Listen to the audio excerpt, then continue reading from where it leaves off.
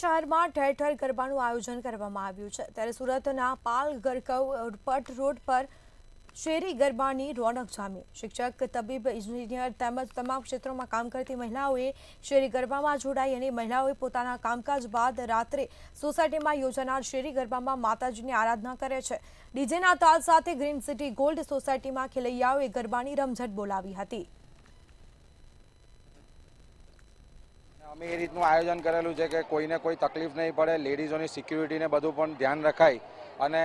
દરેકે દરેક વસ્તુનું અમે એ રીતે ધ્યાન રાખેલું કે સિનિયર લોકોને પણ 2 તાળી 3 તાળી જે આપણા ગુજરાતના ટ્રેડિશનલ સાંસ્કૃતિક ગરબા છે એ પણ જળવાઈ રહે, અત્યારના યંગસ્ટરને જે દોડિયા છે એ ટ્રેન્ડ પણ જળવાઈ રહે અને ત્યારબાદ દાંડિયા રાસ અને ડીજેનો રાઉન્ડ જે બહાર ડોમની અંદર થાય છે એ પણ અમે એ રીતે અહીંયા આયોજન કરેલું છે।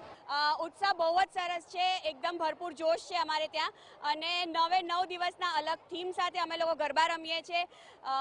દરેક દિવસના અલગ અલગ કલર્સ, માતાજીના કલર્સની સાથે અમે મેચ કરીને એક દિવસને અલગ રીતે અમે ઉજવી રહ્યા છીએ અહીંયા આગળ અને બધા જ એક પરિવારની જેમ અમે ખૂબ ઉત્સાહ અને ઉમંગથી